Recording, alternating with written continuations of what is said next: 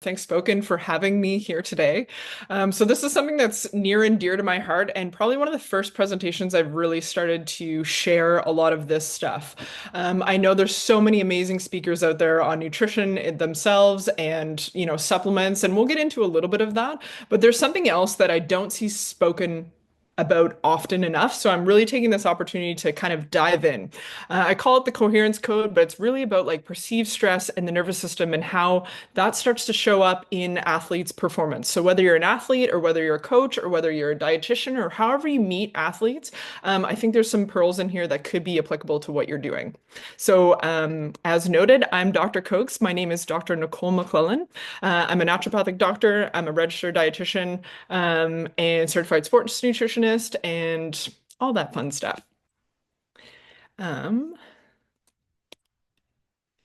So, a little bit about me. Yeah, I work at Proactive Health and Performance in Nova Scotia. I focus on regenerative injection therapy. I focus on performance and on overall health and wellness of mostly athletes, but a lot of general population as well. I have two little boys, a 3-year-old and a 1-year-old. They keep me so busy and really relative when we're talking about coherence and stress and all of that stuff. I played hockey for Dalhousie University, and that felt like a lifetime ago now, but certainly part of what got me into sports and why I'm so passionate about speaking to athletes and coaching staff as well.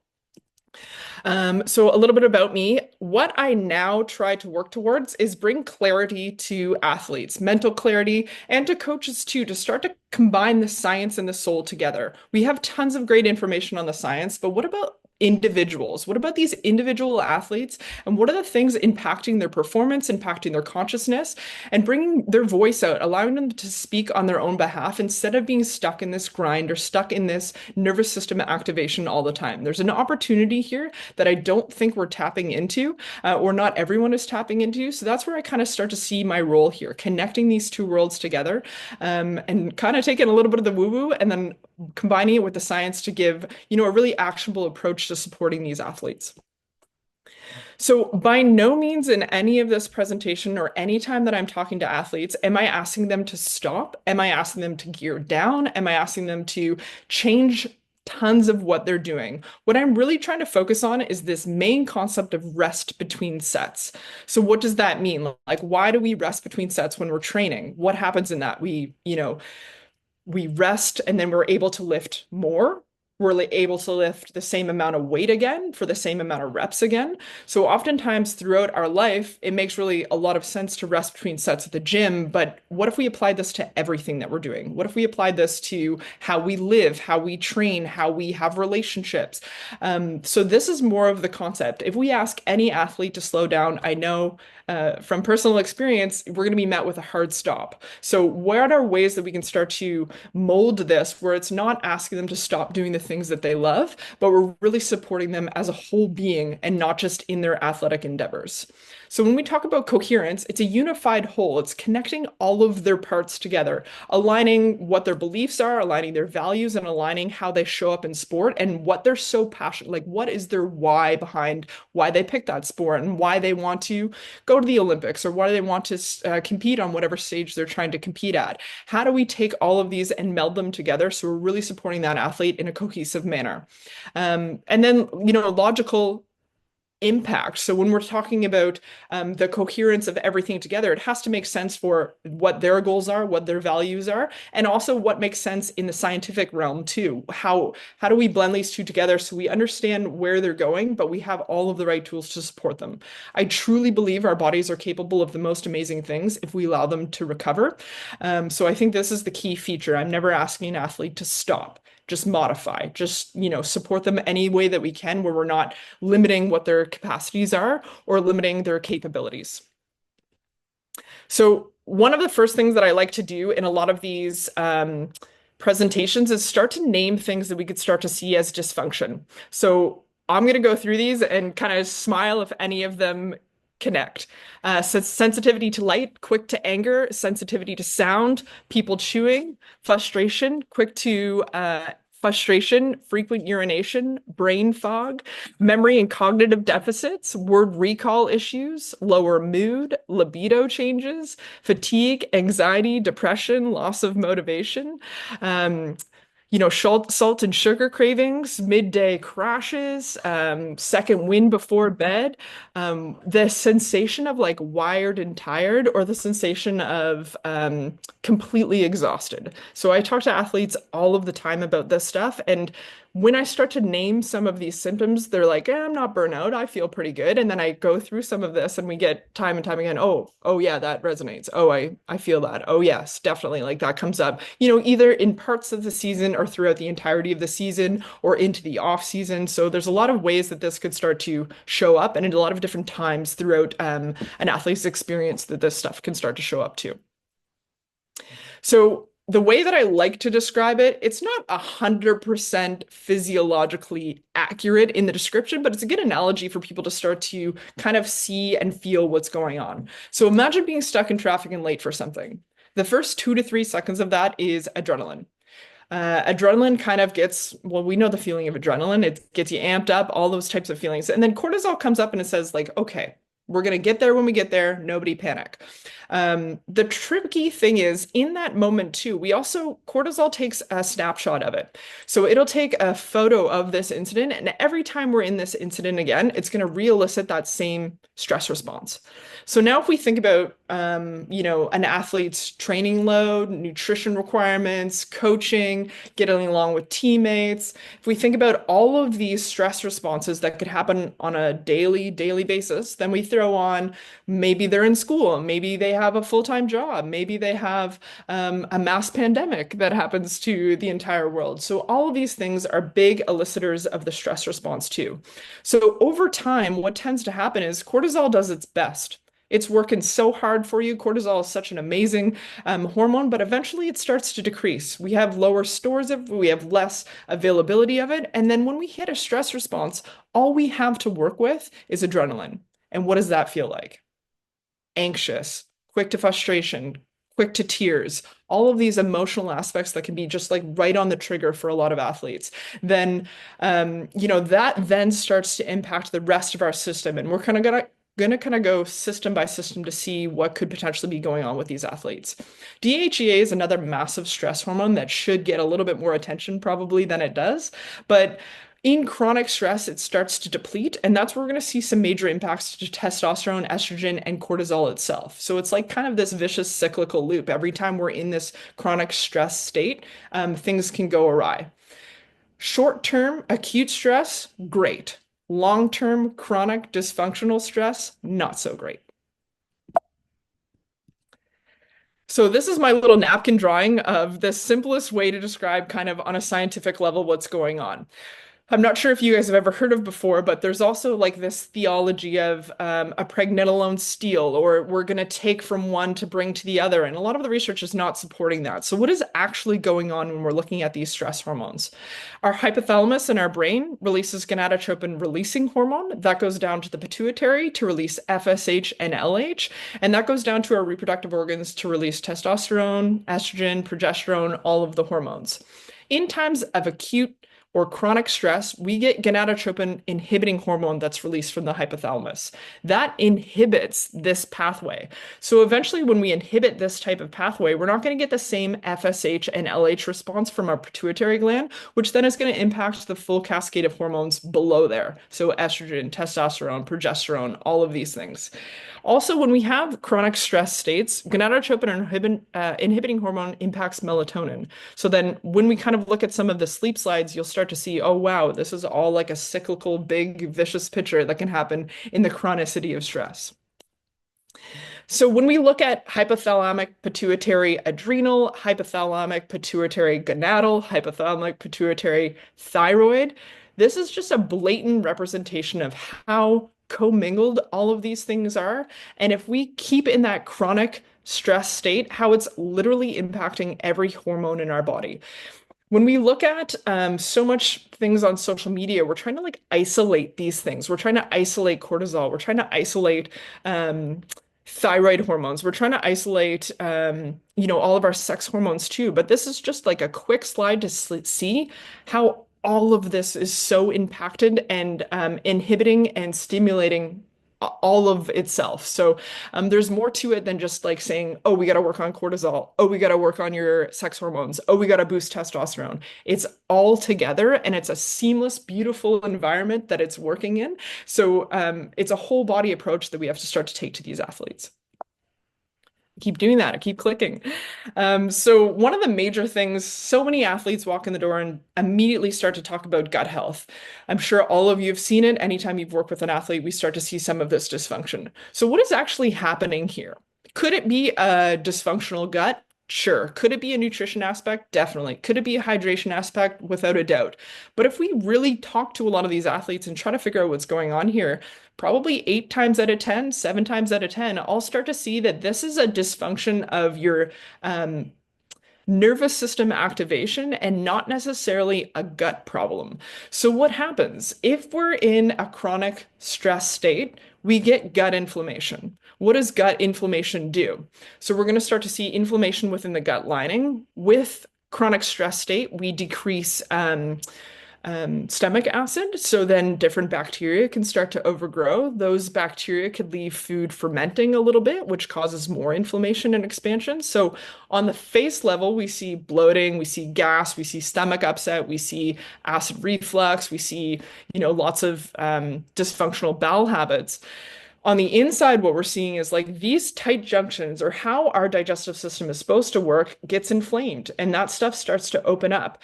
And when the tight junctions open up, things can leak out into systemic circulation. When things leak out into systemic circulation, our body starts to tag it, our immune system starts to tag it as a foreign antigen or foreign molecule. So that's how we start to see all of these systemic things like joint pain, like acne, like skin dysfunction, like hair falling out. All of these things could be originating in the gut, but actually could be really originating from the nervous system response. When we think about the brain, this is another massive thing for athletes. So this chronic cortisol release and chronic cortisol dysfunction, if we think about what's happening, like this prefrontal cortex that we have is the area for executive function. The limbic system is our primal response. So breathing, all of our like autonomic systems are kind of all live in these. So when we have the stress response that's chronic, the prefrontal cortex has a really hard time functioning. Executive function starts to decline. So what does that look like in an athlete cascade? I mean, reaction time, ability to think, even like showing up to practice on time or knowing what they're doing in practice, or that muscle memory of, having things just pulled to the front of their hand to be able to like throw the ball or, take a slap shot. All of those things can start to be impaired if that prefrontal cortex is impaired as well. And then the limbic system too, what tends to happen, we'll start to see shallow breathing, which would change all of the physiological aspects of performance, VO2 max, heart rate variability, all of these things can be impacted just all from the stress response. In this chronic anxiety, stress, cortisol loop too, long term, we start to see attention and focus issues, learning and recall difficulties, short term memory loss, word finding. People say they have words on the tip of their tongue, but they can't find the word that they're looking for. A generalized brain fog, like not being able to think sharp and clear, which is the last thing that an athlete would need in terms of how they're performing. What then tends to happen in a long-term cascade, and not saying this out of a fear base, but out of if we're working on a chronic stress loop and then we have a bunch of concussions on top of that, the hippocampus has taken a real hard hit. And this real hard hit then could look like neurodegenerative conditions long-term too. So this is definitely something to watch out for. And I would say sometimes these symptoms are some of the very first signs that we start to see of dysfunction. Whoops. How do I go back? Okay.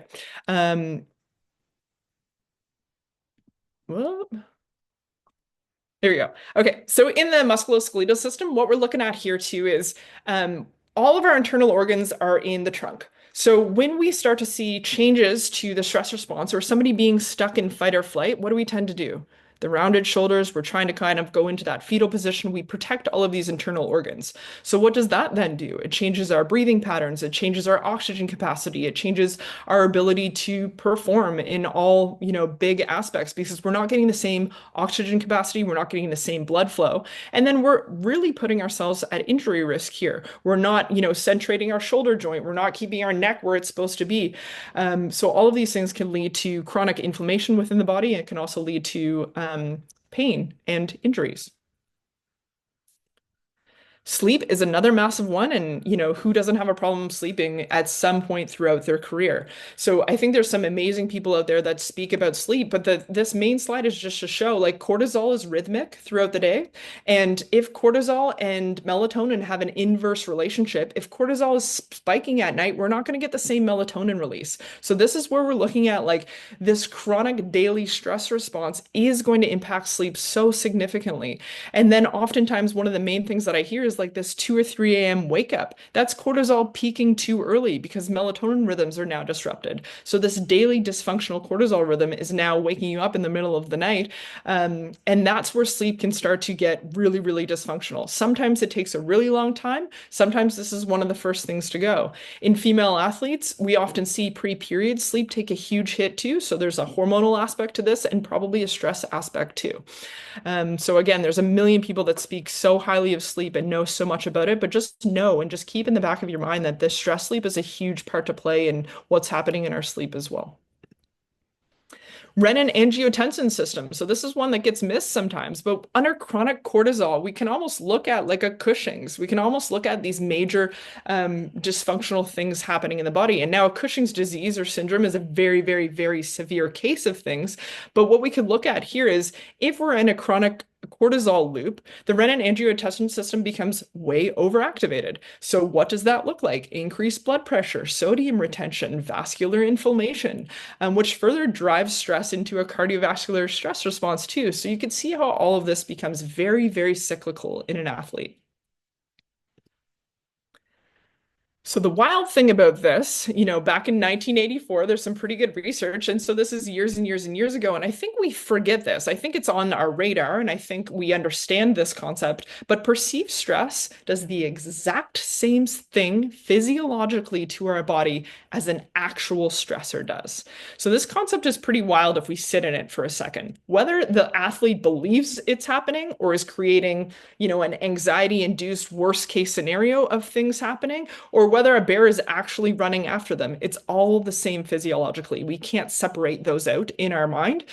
So this is where a lot of I think we miss an opportunity to support or miss an opportunity to support the overall stress bucket that an athlete is experiencing. We can mitigate nutrition, we can mitigate supplements, we can, work on sleep, we can work on training load. But what if there's a deep dysfunctional thing that is keeping these athletes in this perceived stress response chronically? Then we're missing out on this massive part that's filling up their stress tolerance bucket too.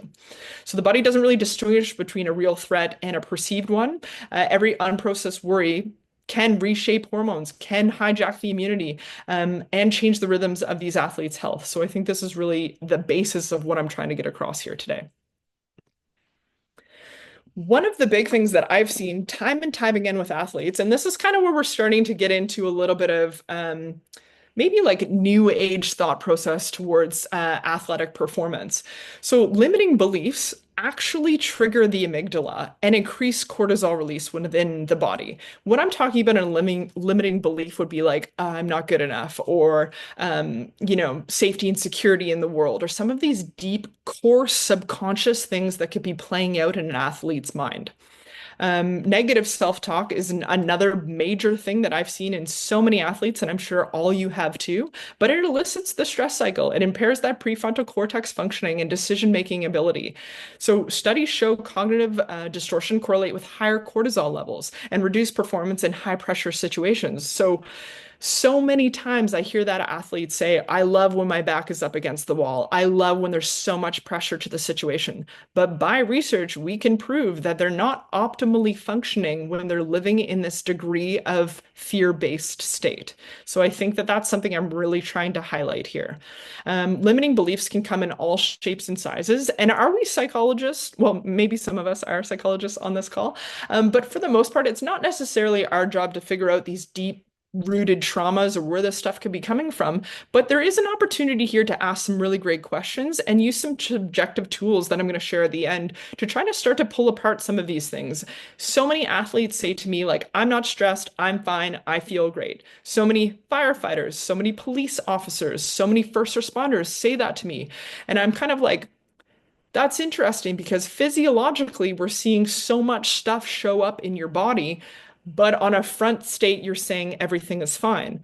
So, what that leads me to believe, not to create a world that doesn't exist for them, but they're just doing a really good job of being like, yeah, well, like, what am I going to do about it? What I gotta put my head down and do the job. I gotta put my head down and show up. And I'm certainly not negating that, but I think there's a lot of stuff that we can do on that nervous system support when they don't even know that their body is stressed, when they don't even know that dysfunction is starting to arise. So that's kind of what I'm getting at here. So this old versus new mentality, a lot of my experience with sport and a lot of times when I talk to athletes, we're kind of in a fear-based model of performance. I get it. It's been, grandfathered in, as we say. It's kind of how we all grew up, bigger, stronger, faster, harder. There is a part of that that plays a role in athletics, but a lot of this is from stress, scarcity, and massive fears of failure. So our primary drive is to prove worth, to avoid rejection, and seek that external validation for all of the things that we're doing in sport. What does that do to our nervous system? It keeps us in a fight or flight state. Cortisol dominant. If I don't push hard, I'll fall behind. I'm not going to make it. The feedback loop then looks like burnout. It looks like imposter syndrome, and it looks like nervous system dysregulation. I have to. I'm not enough yet. I always have to push harder. So we get short-term wins with that. We can see some short-term gains, but long-term we see depletion. We're not going to get, it's like second best all the time. You almost get where you're seeking. You almost get where you're going with a lot of these things. So it's kind of, if we take all of this stuff back to the very core of an individual athlete's being, oftentimes it's association of worth of value, worth of love. So most of us are cruising around on planet Earth just trying to be loved and accepted. The trick here is like we assume it's external. We assume, we show up, we do more, we make the team, we impress coach, and that's going to be the thing that fills our cup. And time again, we keep showing up to these events and doing more and proving worth and burning ourselves out and driving ourselves into the ground when the actual truth is like we are love. We are all at our root and at our base an opportunity for unconditional love as an athlete, as a coach, as a professional who works with sports. So not to get woo-woo and super easy and not push yourself. That has nothing to do with unconditional love. It's more of just like where the energetics are coming from for how we get to our goals. How do we accomplish things? So in a world where we're looking at alignment, presence, and pushing ourselves through discipline, responsibility, compassion, and grace, we can show up a lot different and probably get way closer to our max potential. So our primary drive is to express ourselves, the love of the sport, in a nervous system state. We have the ability not only to be in a parasympathetic state, but ebb and flow between sympathetic and parasympathetic as needed. We get more autonomy over our body. And when we're in a state of alignment and when we start to perform from a state of alignment, we are in control. We get to pick what happens and we get to say, what our body is doing within those states. So I'm already enough, but all of this is super fun and I love this sport and I get to perform from it through freedom instead of fear of not being good enough. So then the sustainable loop is very, very long term. You can play your sport longer. Your body's not going to burn out. We're not going to destroy your gut. We're not going to destroy your brain. We're not going to, wreck all of the things that we were talking about before from this chronic state of cortisol, which is really based in this idea of a fear-based model to performance. So I choose this. I show up. I get to. All of these terminology and wording is vastly different for the energetics of an athlete to show up. And then we're looking at long-term vitality with all of this. So wholeness, safety in who they are and who they are as an athlete so they get to show up as their best self. It's not this chronic, constant cortisol proof mechanism that they are good enough. They keep having to do more, push themselves to the absolute boundaries, not have any boundaries with coach relationships, with team relationships, because nothing they do is ever good enough. So you can see energetically how the two models, with the love model, we're going to get a lot closer to the max potential for performance of an athlete. So now here's some ways that we can start to look at this in the athlete support metrics, coaching ability. Like, what do we have in our toolbox? We have a million opportunities for nutrition interventions. We have a million opportunities for supplements and hydration metrics and all this sort of stuff. But when we're talking about, strength and conditioning coaches, when we're talking about the hands-on coach, they're the person that gets to see this athlete more than anyone. So this is really kind of talking to you guys. There's the practitioner who gets to see, on a somewhat regular basis, but any sort of strength and conditioning coach is the first step, is the one that could build these bonds with these athletes and probably start to ask some of these really deep, intense questions to figure out why they're stuck in fight or flight chronically. What can we do about it? So there's some stuff that we'll get into here, but in terms of nervous system support, we often look at so much stuff on social media that is like nervous system regulation, nervous system dysregulation, and there's some really great information out there, but like the goal isn't really to regulate your nervous system all the time. The goal is to keep pushing. So you regulate it and then you stress it, and then you regulate it and then you stress it. So we're kind of working with that ebb and flow of the nervous system response. We're just not staying in it all the time. We're really focusing on that idea of like rest between sets. So when I talk about nervous system support, we have three that are really free, easy to do, and so translatable for an athlete. So grounding, it's just your feet outside on the ground. We know without a doubt and through research that there's energetics that are happening there. We get to create alignment. We get to bring a really nervous athlete or an athlete who's all stuck up in their head back into their body. Maybe it's not a comfortable place to be in their body, and that's why they're dissociating. Maybe they're in pain all of the time. Maybe they had childhood trauma. Maybe all of these things could be impacting why they're up here. But grounding is a really great way to bring them back into their body and allow for a little bit more mental clarity so they can articulate what's happening, what they're feeling, what is hurting. Most of the time, we've been so dissociated as an athlete that we don't even know what our body feels like. We don't even know what our headspace feels like. So we grind ourselves into the ground even more because we can't feel that pain. One of the best analogies that I could relate this to is like so many athletes take burning hot showers. Once you become more aligned, you don't take burning hot showers because you can feel the heat, you can feel the pain. But now when we're kind of like just push through, just keep going, just who cares if it hurts, there's part of that, but there's also like if we're bringing them back into alignment, we can address what hurts. We can fix it. We can get the right tools. We can get the right people. We can get the right supplements. We can get the right headspace to find out what's going on in your body and treat it and support these athletes. Meditation, there's a million different options out there, but if we get to regulate our nervous system a little bit more through meditation, then that shows up in performance. If we practice like we play, if we meditate like we perform, there's a direct translation to an ability to tap into something that maybe your opponent isn't tapping into. So one of the best examples that I have for this is for a lot of my UFC or fighter athletes. I'm like, imagine going into the ring and you get to control your punch. You get to control exactly what it's doing because you can control your peripheral nervous system. You can control your heart rate. You can control all of these aspects. And you don't punch for the sake of punching because you're in a ring and your adrenaline system is going off. You get to slow it down. You get to slow down everything that's happening around you and control the outcome, control the input of what you're doing there. I love CO2 tolerance breath work. Each individual athlete will have their own truth in terms of what they love for breath work and breathing, but Brian McKenzie does some amazing stuff. So the premise here is with CO2 tolerance, we're looking at deep sea divers, and when we looked at their brain scans at the depths of the ocean, the most unhuman thing to do ever, with long, long breath holds, their nervous system seemed to be really regulated. So what's happening? Sure, there's a tolerance that's building up doing that over time, but what they were practicing was super long exhalations. So what does that mean? When we start to do more research on it, the longer you can exhale, the more autonomy and control you have over your nervous system. So this is a wicked free tool that we can give to athletes that, again, you practice like you play. You start doing this as a practice routine day in and day out. Then when you need it, you can call on it. Muscle memory will start to adjust based on that.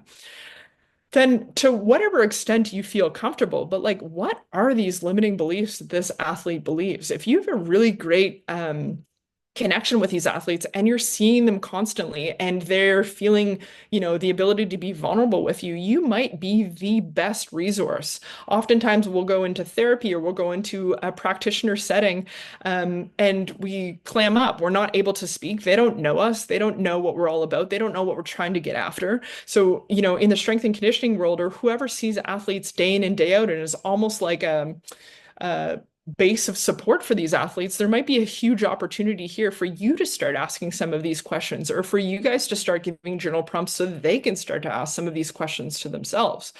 So in identifying limiting beliefs, it's just kind of asking why until you get to an answer. It's pretty annoying sometimes and it's pretty uncomfortable, but a lot of really cool stuff comes up. So, what story do you tell yourself when you're facing a setback? What does failure mean to you? Uncovering all of these subconscious narratives that are driving the stress response for them. So, for example, maybe tendencies of perfectionism would come up with an athlete. Well, why do you want to be perfect? Or what does perfect mean? It's like doing all of the right things. Okay, well, no one can be perfect. It's an impossibility. So what does that mean to you? Well, then we kind of get a little bit closer to the idea, well, like if it's not perfect, it's not good enough. Wow, that's really dysfunctional, right? If you don't show up as perfect, you're not good enough. So why would anyone want to be good enough?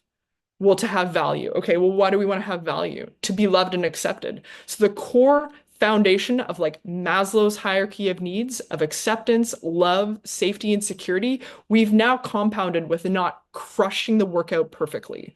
So on a subconscious narrative and a subconscious basis, our ego is looping this all day, every day, in every decision that we make, in every action that we do, in every game that we have, in every practice that we perform, in every conversation that we have with coach. If there's a subconscious foundational belief that nothing you do is ever good enough, what is our response mechanism to that? Train harder, do more, have no boundaries, push yourself into the ground, get hurt, play through it, get back as soon as possible. All of these things that are not setting our athlete up for the most success possible. So I always say, like, while we're working on the deep foundational stuff, while we're working on some of these subconscious narratives and beliefs that we have about ourselves, there's a lot of really cool stuff that we can do to help mitigate that cortisol, the chronic cortisol response. So to make cortisol in a human, we need magnesium, vitamin C, and B complex. That's a really great start for any athlete that's really struggling with this stuff. I always kind of throw this stuff up as like, hey, these are supportive techniques while we're working on all of this lower foundation. With today's society and how, agriculture is going, I think these are really great standard supplements that we should have anyway. But they are key to making that cortisol. So I think it's really important to have this in your, arsenal to support these athletes. There are some certified for sport adaptogens that are starting to come out, which do help regulate the cortisol response as well. There's going to be some that are still too stimulating for the athlete, which kind of gives them more energy and power, which allows them to drive themselves into the ground even more. So you got to watch it with what you're suggesting there. But these can help the response. These can help bring them back into their body so they can actually make functional decisions in the day. They can actually start to look at some of these questions in terms of limiting beliefs to figure out what's going on there. Lactium is a huge one that I use in clinical setting. It works on the GABA A receptors, so it's really helpful in mitigating that HPA axis response, the hypothalamic pituitary adrenal axis. So these are a couple of tools in your tool belt that you guys can use. Sleep Builder, oh my goodness. Like if you haven't tried this yet, get it in your repertoire for these athletes. It is just pushing them into the direction of good night's sleep. The feedback that I've heard so far has just been amazing. One thing that is amazing about this product too is certified for sport. And then, for my fighters, when they're nutrient depleted, fight weak, dehydrated the night before a big fight, a little bit of this goes a really long way with them. And or sorry, like leading up to the fight week, it's done really great stuff for allowing them to sleep when they're a little bit nutrition deprived, a little bit overtrained, and kind of like ready for the fight. Vitamin D, we know all these ones.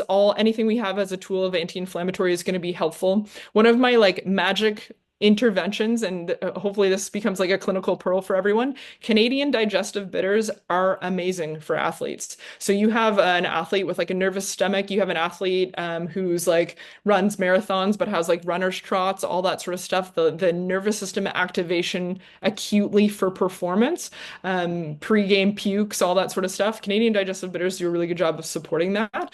And then when we talk about all of those hormonal aspects that are starting to going to be impacted, we have tools to help support testosterone.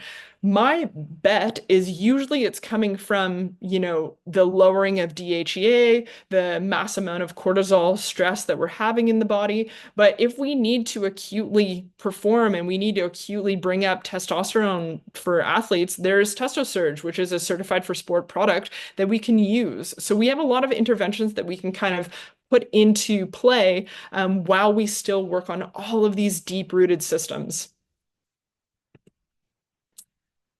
One of the other cool things that I've been researching a lot lately is sound for performance. So a 2019 study showed us that 5 audio frequencies within this range, 440 hertz to 740 hertz, found that higher frequencies equaled faster reaction times, increased muscle activation, and heart rate changes indicated that their nervous system is ready, is prepped for what's going to come at them. So if it's something as simple as listening to a little bit of frequency before a big game, before a big performance that we're putting out, I mean, that's too easy, right? And this is stuff, again, if we practice in the off season, if we practice in the downtime, then this stuff becomes a really great tool. If we put the intention out that when I lift into the 440 hertz that I perform at my best, it's another like ritualistic thing that we can give these athletes as a tool in their toolbox.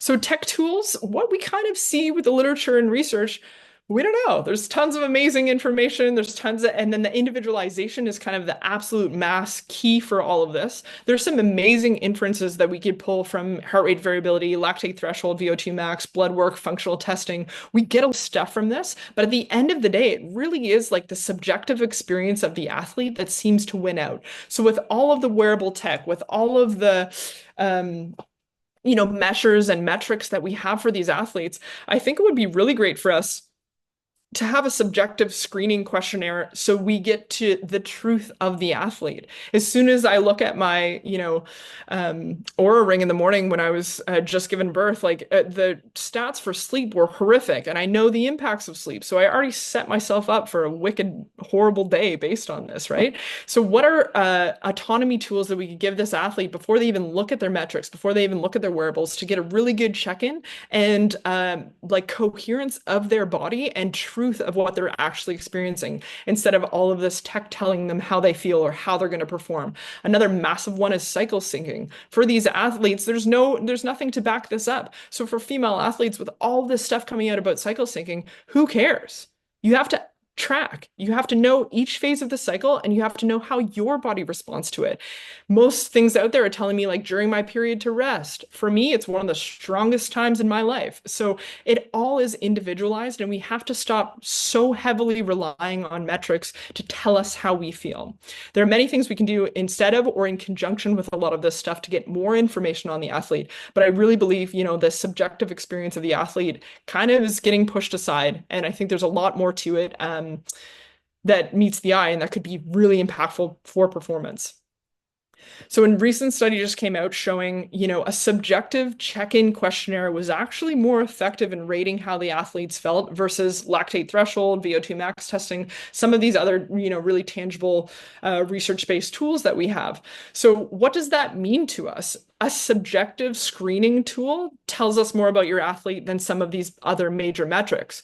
So then why, when we all have a subjective screening tool that's really accurate for these athletes, right? And trying to check in with how they feel, this one is so simple. This one is so basic. This is the NASA task load index, which was researched in this research paper, but just apply it to you. Rewrite the question so it makes sense for, an athletic endeavor or a practice, or get some feedback on workouts and all that sort of stuff. Ask questions afterwards. This might be a really great tool to pull up and start to look at intrinsically what's going on. Okay, well, I watched you train. You gave yourself a really low score, but it was actually a really great training session. What's the discrepancy there? What are we missing in this? Oh, nothing is ever good enough. Oh, okay. Well, I didn't nail that perfectly. Okay. So you start to hear the terminology and you start to hear the wording that's going to keep them in that cortisol-driven state all of the time.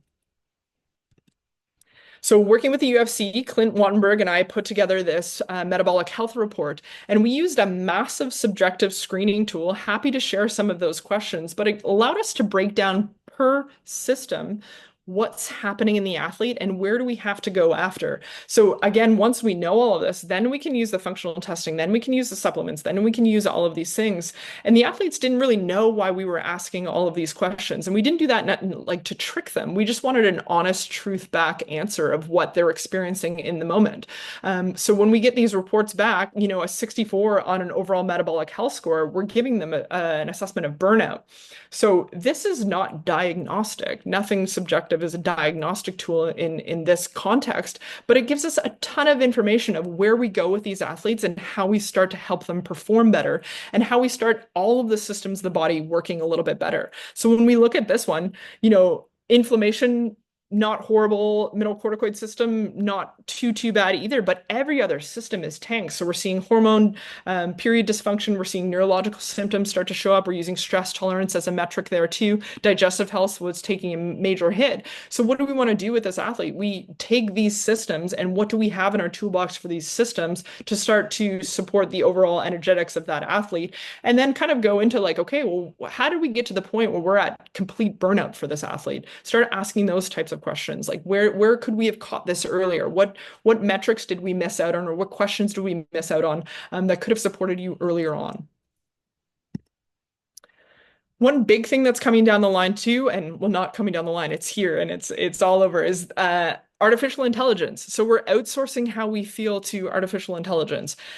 The problem with this is we're losing like mental clarity. We're losing our truth throughout all of this. And I think that's why strength and conditioning coaches or anyone who has direct access with these athletes are actually more important than ever. So you're not going to get outplaced by artificial intelligence if you start to build these connections with these athletes where they feel so safe and vulnerable to confide in you about how they're actually feeling and what their body's actually doing. So, you're more important than ever, especially when AI can, it's a subjective tool that will give some good research and quick action to support, but it can't connect with you on a human level. It can't, build the nuance of your childhood experience and how that interplays in the sport that you chose or the pressure from your family or coaches to all this sort of stuff. So I think, based on everything that I'm talking here, there's a real opportunity for us to step in and to be that contact with these athletes and show up for them. So when I speak about unconditional love, the idea of love in a lot of people's mind is like, not too much pressure and, don't put yourself under undue stress and all that sort of stuff. But for me, it's like the direct opposite of that. Unconditional love is not soft. It's like radical and very precise. And it's like the foundation to this peak performance that we're trying to seek for these athletes. So when I speak to unconditional love, it's discipline, responsibility, grace, and compassion. So we have discipline in showing up for ourselves. We have a responsibility to the rest of the team and doing our best and showing up if we choose to play that sport. And if we choose to, go on in that sport. I think these are really key attributes. But we also have grace and compassion where we have boundaries, we have values, we have things that we're going to protect wholeheartedly so we don't let this athlete just shrivel up or get a major injury and not be able to come back from it, or set the rest of their life up for failure too. So after they come out of a sport, like look at the depression rates, look at the anxiety rates that start to skyrocket. How do we give the athlete the tools now so when they transition, their whole value wasn't based on performance in their sport. Their whole value was inherent. And no matter what they choose or whatever they want to do after sport, it's an easier transition for them. Dr. Code is this year 15. 15. Okay. So yeah, I think this is my last slide. Yeah. So in our toolkit, these are some of the things that I really like to use. When we think about an athlete, it's really hard to transfer from like what I call the old model, the fear model, to the new model because we have this beautiful analytical mind. And the analytical mind is so ingrained and entrenched in productivity, mass production, be the best, all these types of things. I get it. I've been there. I feel it to the core of my being, and it still shows up all of the time. So what could we do to like help them? We can use theta state meditations. Theta state meditations kind of help support turning off certain places in our brain that keep us in that analytical mode, that keep us always questioning and guessing, keep us in these, foundational responses of what we believe to be true about our ego or that we're not good enough and all that. We get just to like shut it off for a little bit. So this is a 3 series sound-based binaural beats that we can use to actually enter athletes into theta brainwave states. And who knows what would come of this. So we set an intention before we listen to these things. What stuff could start to come up for this athlete? Maybe this is a pre-game ritual. Maybe this is a wind-down ritual. Maybe this is the preface to start asking questions and bring that athlete more into alignment so they can even tell you how their body feels. They can even tell you what they like. They can even tell you what they don't like. They can even tell you what a boundary could look like for them. If we remove the analytical mind, we have opportunity here to start to make changes. With CO2 tolerance, as I had mentioned, the science there, the longer we can exhale or hold an exhalation, the more autonomy and stress resiliency that we could have.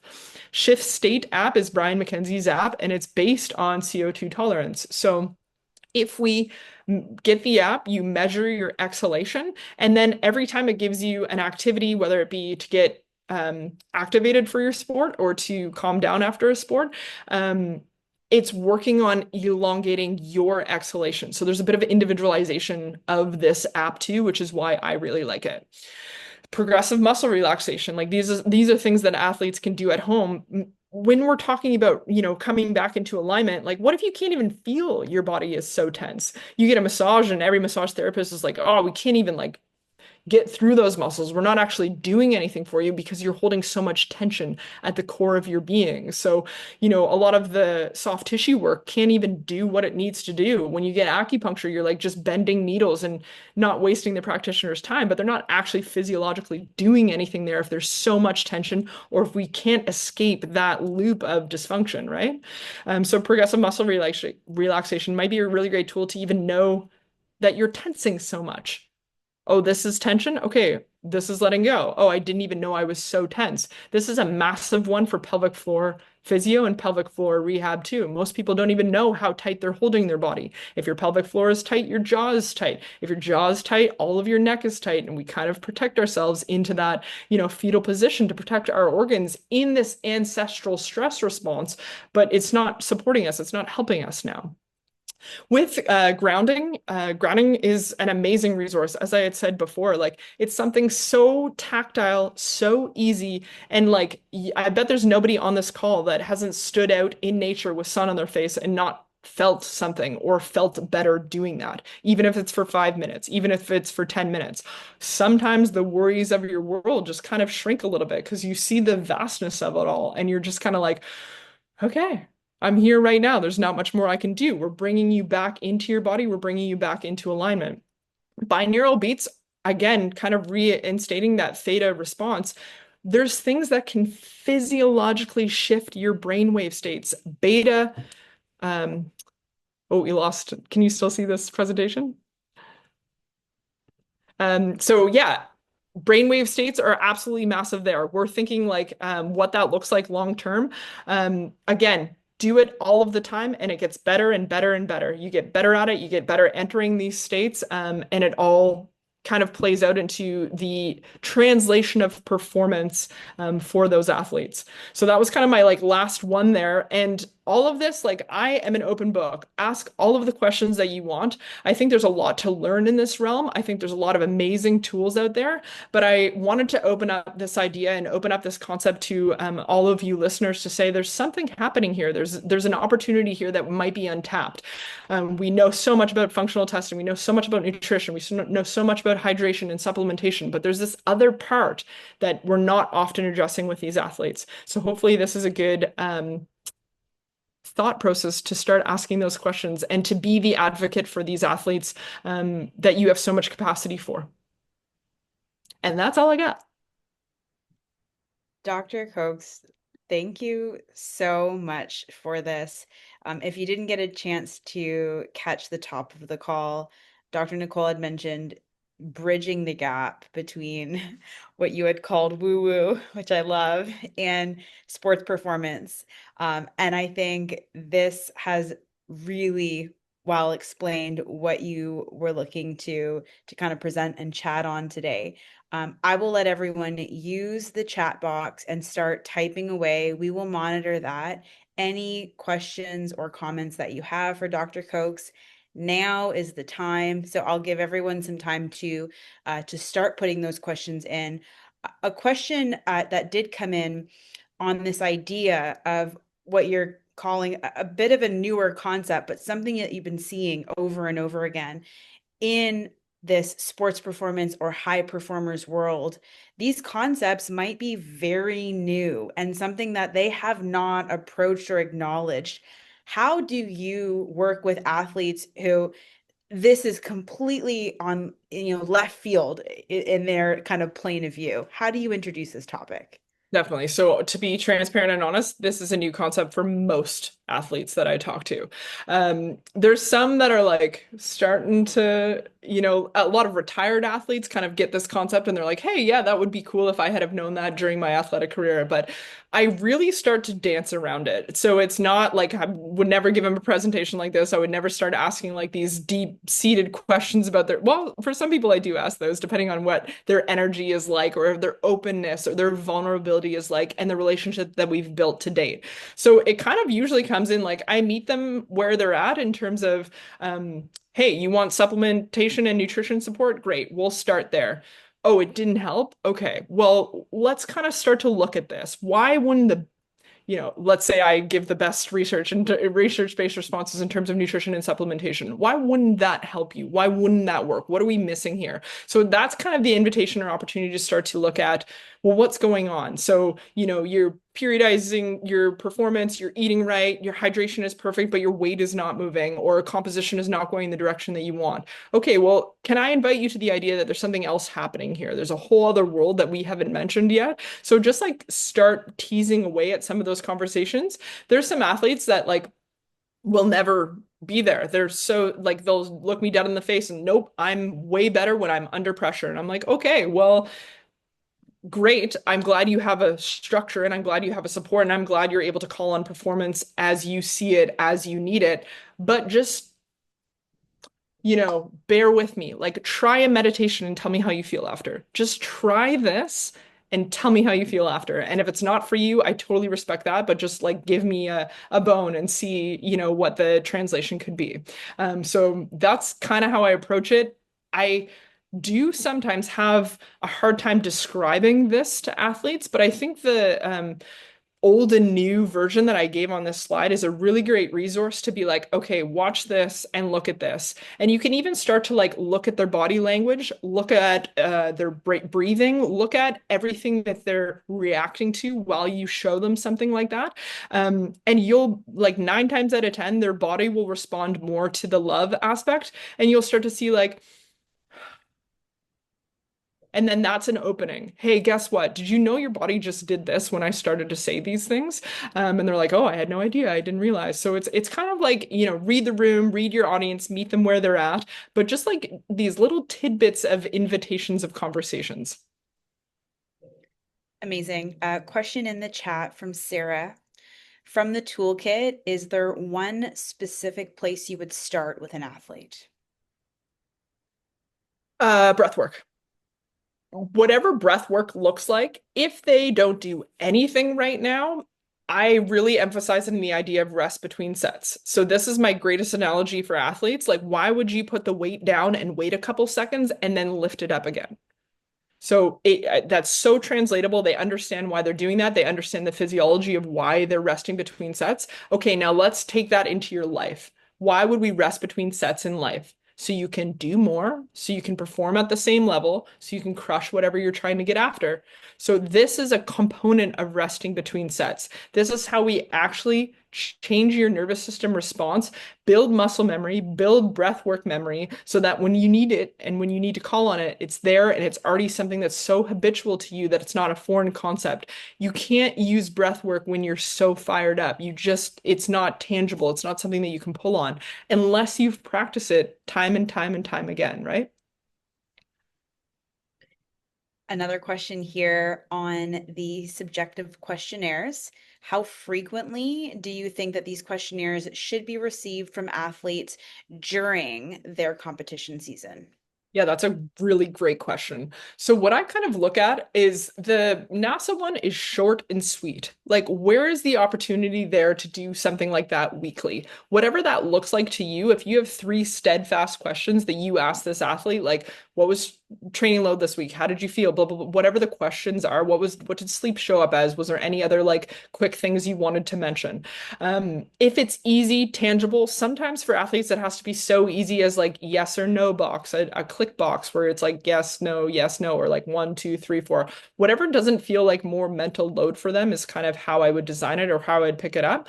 And then for the big kind of questionnaires, if you have a larger one or more indicative of the full systemic health and impact of the athlete, I would use it in when you see some sort of urgency or when you see some sort of dysfunction or under recovery in those athletes. But hormones take about 3 months to turn over.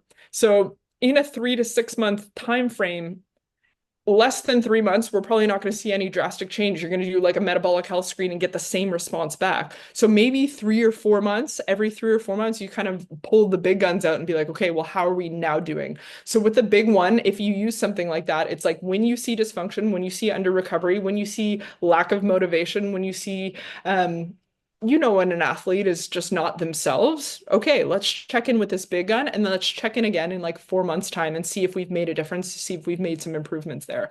And then for the subjective stuff, like the little screens, get that in weekly if you can. There's any other questions coming in, we'll still give it some time. I think a very important question, especially for those catching the replay or looking to connect with you offline if questions come up. Where can people find you? How can they connect and carry this conversation on? Say the easiest place is Instagram. I share a lot of content there. So it's at sports.cokes. And I'm sure that'll be linked somewhere, but SPORTSDOCKOKES. And I'm talking about these concepts all the time in, elite performance, whether that be the business world, whether that be the athletic world. And then you get just a taste of my home life too, which is kind of fun to intersperse throughout all of it. Your napkin posts are some of my favorite, so I was very happy to see a napkin make it to the slides. Yeah. Yeah, I got to do more of those. So many people comment on them, and then I'm just like, okay, yeah, get down and do them. We've got Sonia with a question here. There are many athletes who thrive off the pressure of competition. Do you find it difficult to help them see that they need those rest breaks? These are like some of these A types that don't recognize what stress is. Yeah, to be honest, it's an uphill battle with these athletes. There's maybe a handful of times where they got it and they adapted and they changed. Most of the time it's like, okay, we're gonna rework this, we're gonna do it this way, we're gonna look at it this way, we're gonna do all of these things. But if they get a small taste of it, if they get a taste of performing in peace, performing in what max absolute potential could look like, they get obsessed with it.